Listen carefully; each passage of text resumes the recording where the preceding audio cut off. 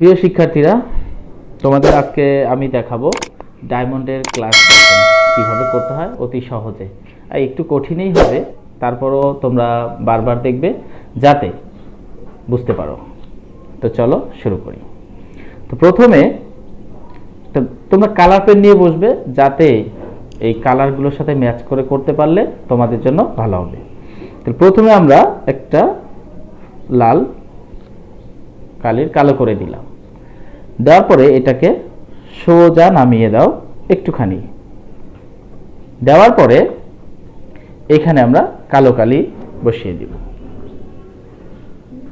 এখন খেয়াল করতে হবে যে যেহেতু ডায়মন্ড হচ্ছে কার্বনের রূপভেদ, তাহলে কার্বনের কয়টি হাত আছে? 4টি হাত। তাহলে আমরা এদিকে যদি একটি পেয়ে যাই, তাহলে এদিকে আরো পাবো 3টি।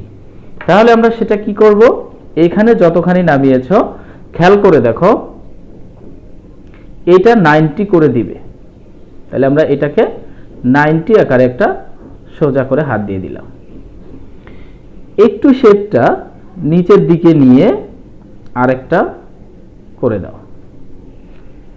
এখানে একটু সামান্য বাড়িয়ে দিবে, শেপটা একটু নিচের দিকে যাবে।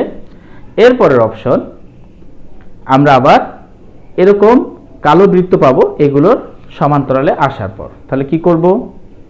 এটা যতখানি নিয়েছো খেয়াল করে দেখো, ঠিক ততখানি নিতে হবে। তাহলে নিলাম আমরা, তারপর এটা সমান্তরাল করে নিবে, দেন এখান থেকেও তাই। তারপরে আমরা কালো করে দিব। ওকে, দিলাম। এরপরে খেয়াল করে দেখো, এটার যেমনটি 4টি হাত ছিল, ঠিক এইগুলার ক্ষেত্রেও 4টি হাত থাকবে। তাহলে কি করব? এটা 90-তে যাব আগে যেমনটি। ওকে, তারপর ঠিক নিচের দিকে একই শেপ চেষ্টা করবে। তারপরে এটা আবার এইখানে যেভাবে দিয়েছিলাম, তাহলে ঠিক এভাবেই আর একটা দিয়ে দিব। তাহলে এই কালো বৃত্তটার কাজ চলে গেল। তাহলে এখন এই কালোটার কাজ করতে হবে। তাহলে এই কালোটার কিভাবে কাজ করব? আমরা এদিকে যাব 90-তে, আবার নিচে নামবো।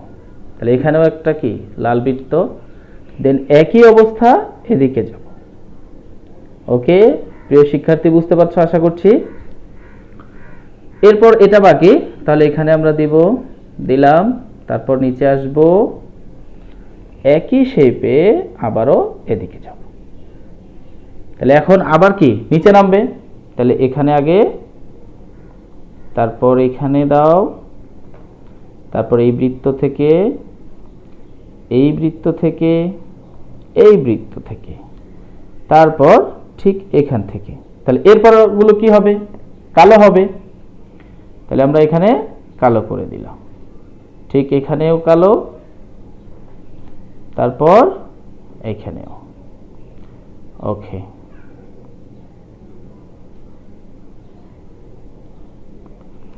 এখন আবার একই ঘটনা, 90-তে যাব, নিচে আসব, এদিক দিয়ে যাব। এখন খেয়াল করতে হবে এটা আমরা কোন দিক দিয়ে যাব। এটার মতো করে এগুলোর এটা নিচে দিয়ে গেছে, তাহলে আমরা এখান থেকে ঠিক এদিকে যাব। তাহলে এখানে গিয়ে আমরা লাল বৃত্ত পেলাম। তারপর এখান থেকে এটা লাগিয়ে দাও, এইখান থেকে শেপ করে চলে আসো, তারপর এদিকে যাও। তারপর আমরা চিন্তা করব এই কালো বৃত্ত থেকে কাজ করব। তাহলে এখানে আসব, তারপর কোথায় নামবে? ঠিক নিচের দিকে, তারপর আবারও এটার দিকে। ওকে, তারপরে এই বৃত্তর কাজ এখান থেকে লাগিয়ে দিব, তারপরে এদিকে আসব, এইখানে। তাহলে এখানে বাকি ছিল, দেখো এদিকে গেলাম,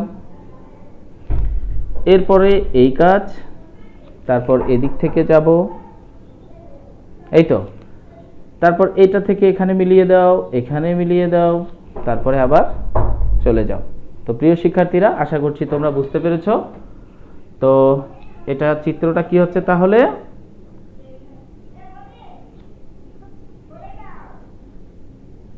ডায়মন্ড এর ক্লাস গঠন।